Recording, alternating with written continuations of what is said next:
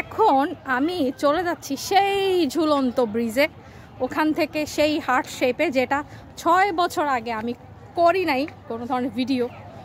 তো যাই হোক, তখন ভিডিও করতাম না, ছবিও তুলি নাই। ওকে, টাটা, বাই বাই, তোমরা ওখানে গিয়ে বসো, আমি আসতেছি।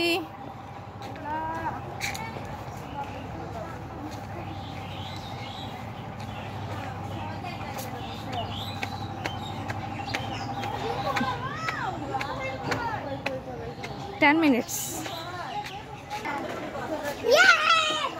এই তো আমরা চলে আসছি ঝুলন্ত ব্রিজে।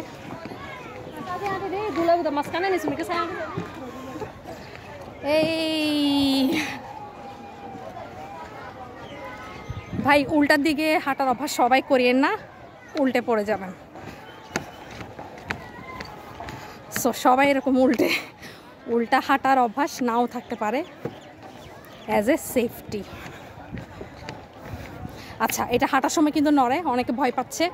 তো দুপাশে শক্ত দড়ি আছে, দড়িতে ধরে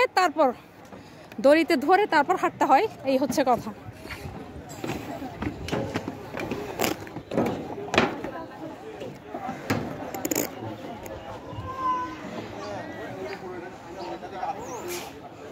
হার্ট শেপটা কোথায়? হার্ট শেপ শেষ আমাদের ঝুলন্ত সেকশন।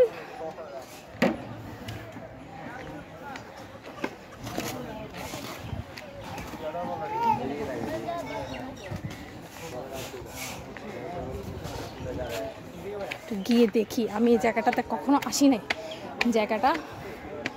আচ্ছা, ও পাইছি ফাইনালি। আচ্ছা, এখানে একটা বিশাল অডিটোরিয়াম আছে, এই যে স্টেজ। মেবি এখানে অবশ্যই প্রোগ্রাম করা যায়, যেহেতু স্টেজের ব্যবস্থা আছে। এখানে স্টেজের জায়গাটাতে ঢুকলে এই জায়গাটাতে যে ওয়াশরুমের ব্যবস্থা আছে, আর ছোট ছোট কিছু দোকান আছে খাবারের, এবং ওদের নিজস্ব হাতে বানানো ব্যাগ, হস্তশিল্প যেগুলো আছে এগুলোও আছে এখানে। এই যে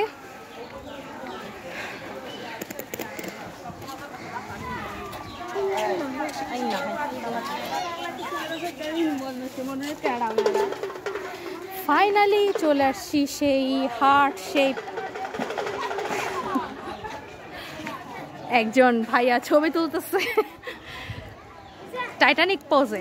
যাই হোক, তাড়াতাড়ি উনি আর কাউকে আসতে দিবে না, উনি শুধু নিজেই উপভোগ করবে, সেই জন্য উনি এই পোস্টটা দিছে। ঠিক আছে, হ্যাঁ, ওনার পোস্ট দেওয়া শেষ। আচ্ছা, এখানে সবাই তালা মারে। তালাটা কেন দিচ্ছে সেটা হচ্ছে পার্টনারদের, মেবি গ্রিস অর ইটালিতে একটা সিস্টেম আছে যেখানে পার্টনারদের নাম দিয়ে তালা মারতে হয় যেন রিলেশনটা মজবুত হয়। তো এখানেও সিস্টেম ওটাই করা হয়েছে। বাট এটা একটা কাহিনী আছে আমাদের রাঙামাটিতে। আমেরিকায় সেটেল একজন ভাইয়া, তার ওয়াইফ মানে বিয়ে করে ওয়াইফকে নিয়ে যাওয়ার আগে এখানে ঘুরতে আসছিল।